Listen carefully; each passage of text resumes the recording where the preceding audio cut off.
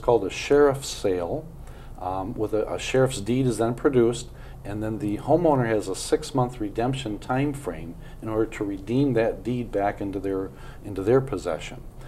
By the time the sheriff's deed occurs in that timeline, most of the time the public is lost, belittled. They haven't looked for solutions. They have no one on their side, and they're lost. At that point, a 6-month redemption period, or 12-month, depending on the size of the parcel of land, redemption period starts. At that time, there's very little solution for a homeowner.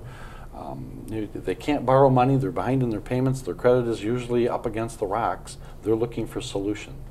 At the end of 6 months, the sheriff's deed matures. The property is now owned by the lender. At that point, if the consumer is still living in the home, the lender starts an eviction process, evicts the current occupant, and then takes possession or control of the property. In a nutshell, there's your timeline. Okay. Now there's other parts to that. In the redemption period, there can be abandonment, where the homeowner literally moves out of the property. The lender then posts a 30-day abandonment and accelerates that entire process. During that same process, the lender can go to the occupant and offer cash for keys or a deed in lieu of the full foreclosure process. So there's other nuances as part of this. But no matter what, it's very hard on the consumer. And the consumer to be able to try to maybe get their home back in that process, it's very, very difficult unless maybe their job changes and they've, more revenues coming in. But Correct. Something's caused them to not be able to afford to make their payments. Yes. For whatever, there could be a multitude of reasons. Yeah. So. And what I find ironic is that quite often if a family is losing their property because the house payment is $1,000 a month, once they lose the home and move to a rental, they have no problems making the $800 a month rental payment, but it was just that $200 or $300 a month for the house payment that they couldn't handle. So usually if they would seek advice or solutions, the earlier the better. Yeah. And even for the lenders to do a full foreclosure process, the losses for the lenders are horrific. We know that.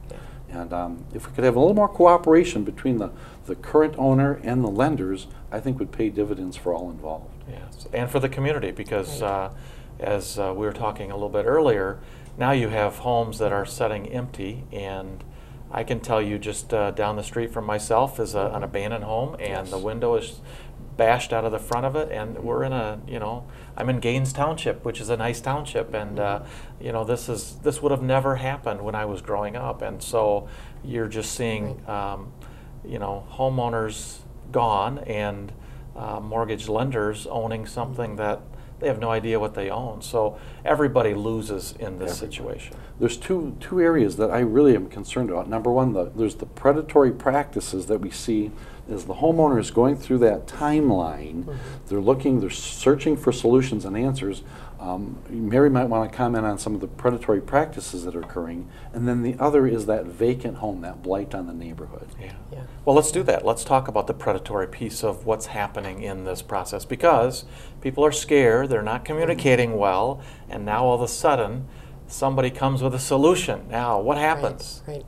Well, there's actually two parts of the predatory. The first part was homeowners were taken advantage of originally with high-risk loans and weren't fully aware of the transactions that they were signing. Those are the subprime loans that homeowners sign documents on, and now those homeowners are the ones that are struggling.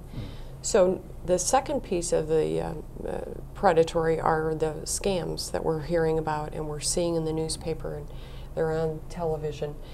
Those are individuals that contact a homeowner that is struggling and present themselves as a negotiator. They will assist that homeowner to get their mortgage company to modify their loan package into a scenario that will work for that household. But there's usually a fee attached. So that homeowner will take, I've heard upwards of $3,000 and pay those organizations to be the negotiator, when in fact the negotiator doesn't do anything for that homeowner. And now that homeowner finds out that their house went to sheriff's sale. they, this whole time period, thought that that negotiator was working with their lender and they were very close to obtaining a loan modification. So now that homeowner is out $3,000 and has lost their home. So that's a huge concern of ours right now, and we actively obtain information from individuals that call us or households that call us that have been taken advantage of that. And we are reporting those instances to the Attorney General's office. That's a very large concern of ours. So if a homeowner is looking for help, they should go toward a homeownership counselor where there's no fee to the homeowner. Now, where do they find those kinds of people again? MSHDA's website has a list of homeownership counselors throughout the entire state, and if they access our website and put in the county in which they live, it will list all of these agencies. These agencies are free of charge to that homeowner. Great. And we'll list that at the end of this program today also, and probably put links to both of you, if that's okay. Thank you. So that if folks have those kinds of questions, we'll be able to push them your way also, and we'll also do the same. Mary, if you feel that keeping your home is not an option, if this is a person in my community, let's say, what steps should they take to minimize their losses? They should continue to communicate with their lender. And you had also mentioned cash for keys. Many lenders are working with households where the household has no income source or half of the income source, and it's not feasible for them to keep that home. Well, the household needs to, maintain their dignity, work with that lender, and between the lender and the household come up with a plan of perhaps turning the keys over early instead of going through the entire foreclosure process, the deed in lieu efforts, and then transition into perhaps a rental. We also, through our credit counselors or our homeownership counselors, will continue to work with that family to help them reestablish good credit so that in the future they can be a homeowner again. Okay. Well, foreclosures are scary. You have kind of state numbers. I think, Jim, you probably know some local things. What's happening out there? How many foreclosures are really going on in let's say, Michigan and maybe then even Kent County in our community? In the last probably 2 years, it's doubled in numbers. Acorn has come out with an estimate of 165,000 filings for 2009. We are hoping that we don't meet that with the efforts that have just recently been rolled out with the Making Home Affordable plan, the Obama plan. Lenders are rolling up their sleeves. They are working the hardest that they possibly can to keep homeowners in their homes. So we're working very aggressively to stop that. I think that recently we've seen some very aggressive loan packages being done, and homeowners are able to stay in their homes. But with the unemployment numbers that we're also seeing in Michigan, that's also a battle that we're fighting with.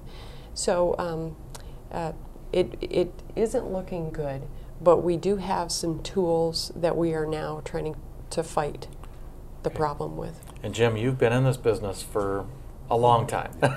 Too long. So what, I mean, compared to your, look at what you've done over your lifetime in this business, how do you see what's happening in the foreclosures in Kent County? Number one, we have too many foreclosures. However, I would rather look at that bright side of the picture. It's not the end of the world for these people. What they need to do is to have a plan, work their plan to keep their home the best that they can, and if it is not feasible, then they need to downsize with dignity. There's nothing wrong with regrouping, going back to a rental home, working with the lender to actually give the home back, through cash for keys or a deed in lieu. Go to a good rental, rebuild the savings account, get the employment situation back under control, and then in 2 or 3 years they become logical buyers to go back after home ownership. There's absolutely nothing wrong with downsizing with dignity. Well, I want to thank both of my guests today, Jim and Mary. Appreciate your time, and I appreciate all of you watching our cable show today, and wish you a great day. Thank you.